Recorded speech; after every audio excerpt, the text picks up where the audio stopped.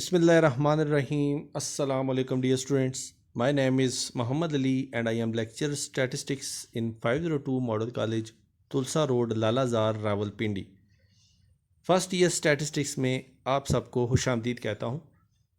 इस लेक्चर से पहले हमने बेसिक स्टैटिस्टिक्स की कुछ डेफिनेशंस को डिस्कस किया था, इंडेक्स नंबर का इंट्रोडक्शन स्टडी किया था और उसके अलावा हमने जो बेस ईयर है उसकी सिलेक्शन की बात की थी। मैं इसको दोबारा रिपीट किए देता हूँ। Selection of base period. Base period को सिलेक्ट करने के यहाँ पे दो मेथड्स हैं, फिक्स बेस मेथड और चेन बेस मेथड। इन दोनों मेथड्स की डिटेल में जाने से पहले मैं ये बताऊँ कि कंसेप्चुअली जो बेस ईयर या बेस पीरियड हम सिलेक्ट करते हैं वो हम इस बेस पे करते हैं कि उस ईयर में कोई भी आसमानी आफत, कोई भी नेचुरल डिज़ास्टर या इन्फ्लेशन या इकोनॉमिक अनस्टेबिलिटी, इस तरह की कोई भी चीज़ ना हो, वो कौम के लिए एक नॉर्मल ईयर हो, तो उस ईयर को हम बेस पीरियड में सिलेक्ट करते हैं। लेकिन स्टैटिस्टिकली इंडेक्स नंबर के पॉइंट ऑफ व्यू से हम देखें तो हमारे पास दो मेथड हैं बेस ईयर या बेस पीरियड को सिलेक्ट करने की। पहला है फिक्स बेस मेथड और दूसरा है chain base method. Fix base method में हम जो हमारे पास बेस पीरियड होता है हम उसको फिक्स कर देते हैं। जैसे कि हमारे पास 10 ईयर्स हैं 1990 से लेके 2000 तक, तो हम उनमें से कोई एक ईयर फिक्स कर लेंगे और बाकी सारे ईयर्स की वैल्यूज़ फाइंड कर लेंगे। और चेन बेस मेथड में हम ऐसा नहीं करते। हम ये करते हैं कि जो पिछला ईयर होता है, जैसे कि हमारे पास अभी 2020 चल रहा है, तो इसका जो चेन बेस मेथड की रो से बेस ईयर होगा वो होगा 2019। फिक्स बेस मेथड में एक ड्रॉबैक है, वो ये कि अगर हमारे पास सीरीज़ ईयर्स की लंबी हो, जैसे कि 20 साल की हो, 2000 से लेके अभी तक 2020 तक ये 20 साल हैं। अगर हम 2000 को बेस ईयर ले लें तो 2000 से लेके 2020 तक इन 20 सालों में बहुत सी चेंजेस आई हैं, बहुत सी चीज़ों की प्राइसेस में चेंज आई है, क्वांटिटी में चेंज आई है। तो ये जो रिज़ल्ट होंगे वो फॉल्सिव होंगे, वो हमारे जो रिज़ल्ट इस मेथड से फाइंड होंगे वो मिसलीडिंग होंगे। जबकि चेन बेस मेथड जो है इसका ड्रॉबैक ये है कि ये जो सीरीज़ का सबसे पहला ईयर होता है उसका बेस बनाने के लिए हमारे पास उससे पिछला ईयर होता नहीं, तो हमें मजबूरन उसी ईयर को उसका बेस बनाना पड़ता है। तो हर ईयर के अपने प्रोज हैं, अपने कॉन्स हैं। तो अब हम फिक्स बेस मेथड को डिटेल में डिस्कस करते हैं और न्यूमेरिकल प्रॉब्लम इससे रिलेटेड सॉल्व करते हैं। सबसे पहले हम फिक्स बेस मेथड को चेक करते हैं। इसका दूसरा नाम होता है प्राइस रिलेटिव्स। इसका हम फार्मूला डिस्कस करते हैं। इसका फार्मूला होता है P naught is divided by P N is multiplied by 100, जहाँ पे जो पी नॉट है वो है हमारे पास प्राइस ऑफ बेस ईयर, जबकि जो पी एन है हमारे पास ये है price of current year. Students, सबसे पहले आपको एक मोस्ट इंपॉर्टेंट चीज़ समझाता चलूँ। यहाँ पे आपने अभी थोड़ी देर पहले पढ़ा है पी एन। इसमें ये जो एन लिखा हुआ है इसको कहते हैं time subscript.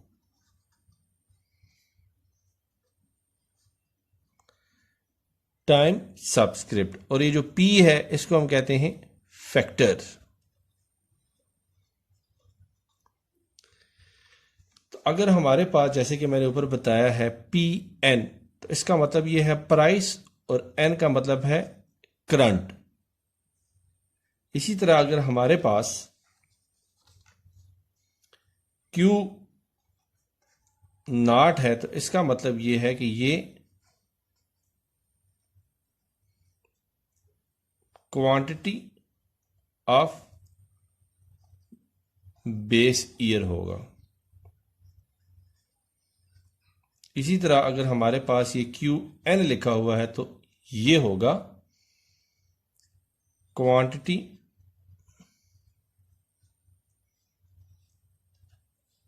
Of current year.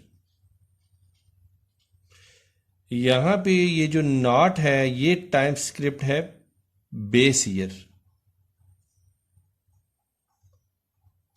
और यहां पे जो एन है वो टाइम सबस्क्रिप्ट है करंट ईयर का, करंट ईयर। अब हम न्यूमेरिकल क्वेश्चन की जानिब मूव करते हैं। हमारे पास क्वेश्चन की स्टेटमेंट है, find price index number by using fix base method. या स्टेटमेंट ये आएगी, और या स्टेटमेंट कुछ इस तरह की होगी, calculate price relatives of the following years. ये दो स्टेटमेंट मस्ट होंगी। इनके साथ ए बी सी डी इन चार स्टेटमेंट्स में से कोई एक स्टेटमेंट होगी। जैसे कि पार्ट ए में लिखा हुआ है, by taking 1960 price as base, by taking average of first 3 years as base. Part C में है, by taking average of last 2 years as base. और पार्ट डी में है, by taking average of all of the years as base. Question की statement इस तरह भी हो सकती है कि find price index number by using fix base method. Part A, by taking 1960 price as base. या इसकी स्टेटमेंट कुछ इस तरह भी हो सकती है, calculate price relatives of the following year.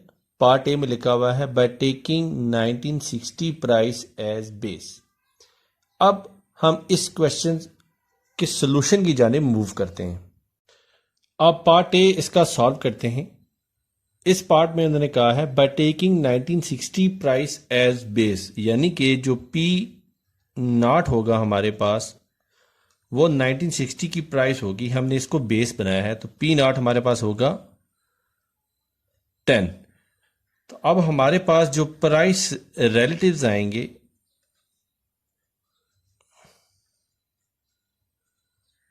Part A में ये होंगे हमारे पास 1960 और प्राइस रिलेटिव्स। अब 1960 का जो प्राइस रिलेटिव आएगा वो 100 आएगा, क्योंकि जिस ईयर को बेस बनाया जाए इसका प्राइस रिलेटिव हमेशा 100 आएगा। तो 1961 के लिए हमारे पास आएगा 15 is divided bye 10 multiplied by 100। इसी तरह 1962 के लिए आएगा हमारे पास 20 is divided bye 10 is multiplied by 100। 1963 के लिए आएगा हमारे पास 30 is divided bye 10 is multiplied by 100।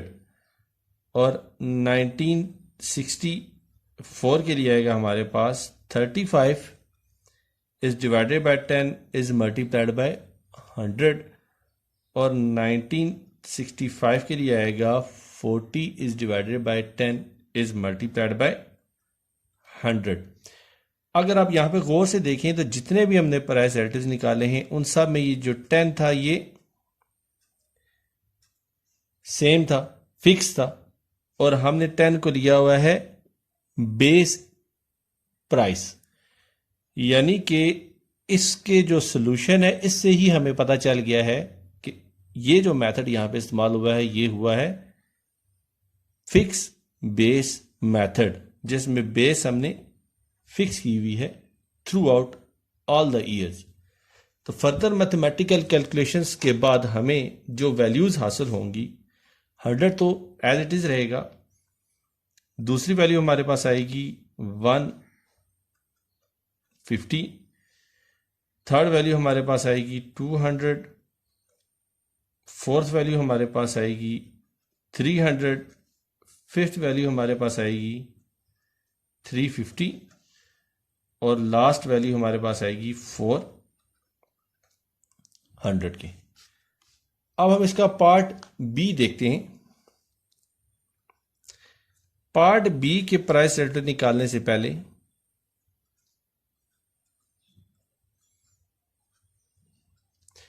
Question में हमने ये देखना है कि हमारा पी नॉट होगा क्या। पार्ट बी में हमें जो पी नॉट निकालने का कहा है वो कहा है average of first 3 years as base.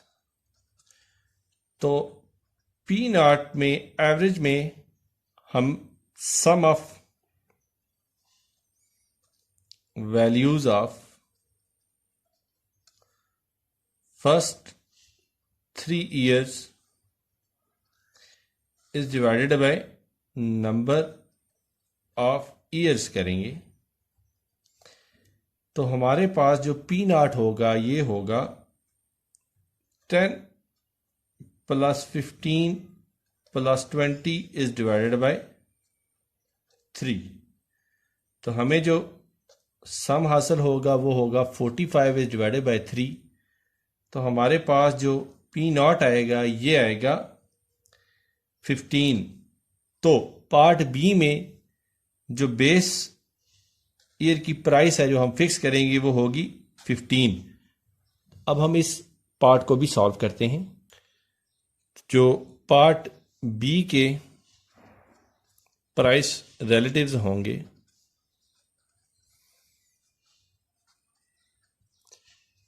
तो यहां पे हम लिखेंगे ईयर्स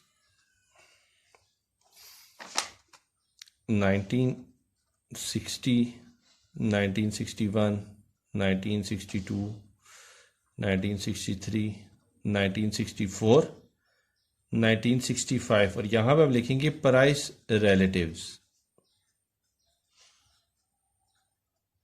तो 10 is divided bye 15 is multiplied by 100 क्योंकि हमने बेस जो है वो average of first 3 year price बनाई है। तो हमारे पास जो वैल्यूज आएंगी वो आएंगी 15 is divided bye 15 is multiplied by 100, 20 is divided bye 15 multiplied by 100, 30 is divided bye 15 multiplied by 100, 35 is divided by 15 multiplied by 100 और 40 is divided by 15 is multiplied by 100। तो हमें फर्दर मैथमेटिकल कैलकुलेशंस के बाद जो values हासिल होंगी वो अभी मैं लिखूंगा। अब यहाँ पे 1961 की वैल्यू भी 15 है तो हमने जो वैल्यू निकाली है वो एवरेज है, 1961 की वैल्यू नहीं। ये जस्ट इत्तेफाक है कि 1961 की जो वैल्यू है वो और एवरेज ऑफ फर्स्ट 3 years की वैल्यू सेम आ गई हैं। तो मैथमेटिकल कैलकुलेशंस के बाद हमें जो वैल्यूज हासिल होंगी वो होंगी, तो फर्स्ट वैल्यू हमें हासिल होगी 66.67 और जो दूसरी वैल्यू है वो हमें हासिल होगी 100 और जो थर्ड वैल्यू है वो हमें हासिल होगी 133.34। नेक्स्ट वैल्यू हमें हासिल होगी 200।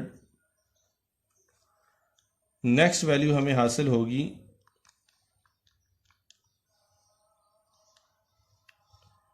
234.34 और लास्ट वैल्यू हमें हासिल होगी 266.67। अब नेक्स्ट पार्ट में इन्होंने हमसे कहा है कि प्राइस रिलेटिव्स फाइंड कीजिए।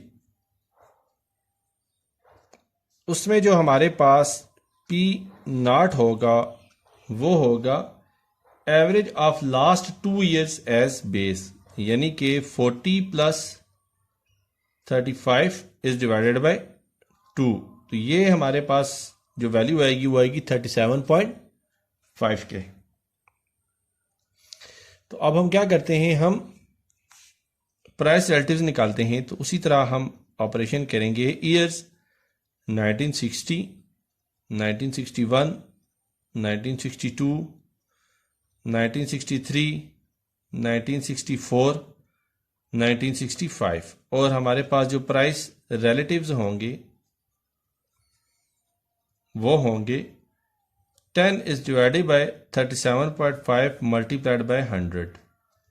इसी तरह दूसरी वैल्यू आएगी 15 is divided by 37.5 multiplied by 100। इसी तरह नेक्स्ट वैल्यू आएगी 20 is divided by 37.5 is multiplied by 100। 30 is divided by 37.5 multiplied by 100। 35 is divided by 37.5 multiplied by 100 और 40 is divided by 37.5 multiplied by 100।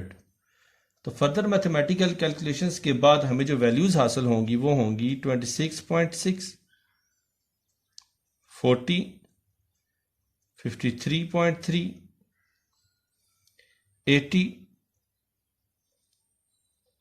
93.3 और 106.6। इसी तरह अब हम पार्ट डी की जानिब मूव करते हैं। तो पार्ट डी में उन्होंने हमें जो बेस ईयर की वैल्यू बताई है वो बताई है average of all the years as base, यानी कि यहां पे जो पी नॉट की वैल्यू होगी वो होगी 10 plus 15 plus 20 plus 30 plus 35 plus 40 is divided bye 5। तो ये हमें जो वैल्यू हासिल होगी ये होगी 150 is divided by 6 is equal to 25। अब हम 25 को बेस ईयर रख के वैल्यूज निकालते हैं। तो हमें जो प्राइस रिलेटिव्स हासिल होंगी P N is divided by P naught is multiplied by 100 के फार्मूले से। ईयर्स 1960, 1961, 1962, 1963, 1964, 1965 और प्राइस रिलेटिव्स जो हासिल होंगे वो होंगे हमारे पास 10 is divided by 25 is multiplied by 100 is equal to 15 is divided by 25 is multiplied by 100, 20 is divided by 25 is multiplied by 100, 30 is divided by 25 is multiplied by 100, 35 is divided by 25 is multiplied by 100 और 40 is divided by 25 is multiplied by 100। तो further mathematical calculations के बाद हमें जो values हासिल होंगी वो होंगी 40, 60, 80, 120, 140 और 160। डियर स्टूडेंट्स, हमने जो यहाँ पे फार्मूला यूज किया है वो है P N is divided by P naught is multiplied by 100। यहाँ पे पी नॉट हर ईयर के लिए फिक्स हुआ, जहाँ पे देखिए 25, 25, 25 एंड सो ऑन। तो इसी वजह से इस मेथड को कहते हैं फिक्स बेस मेथड। और ये जो वैल्यूज हम फाइंड करते हैं इन वैल्यूज को हम कहते हैं प्राइस रिलेटिव। प्राइस रिलेटिव के अलावा इनको प्राइस इंडेक्स भी कहा जाता है, price index by fix base method. PN का मतलब है करंट ईयर। इसका मतलब ये नहीं कि जो मौजूदा ईयर है, अभी जो मौजूदा ईयर है वो तो सबको पता है 2020 है।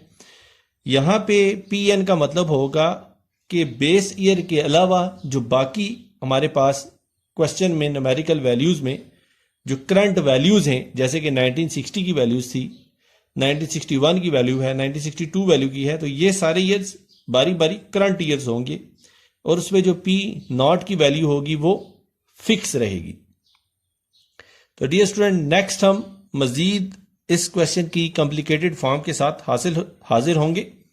ये तो इसकी बहुत ही आसान और लीनियर फॉर्म थी ताकि आपका कंसेप्ट डेवलप हो। तो इंशाल्लाह ताला आगे हम इसको थोड़ा सा डिफ़िकल्ट वे से इसको न्यूमेरिकल को एनहांस करेंगे। दुआओं में याद रखिएगा। अल्लाह हाफिज़। अस्सलामु अलैकुम।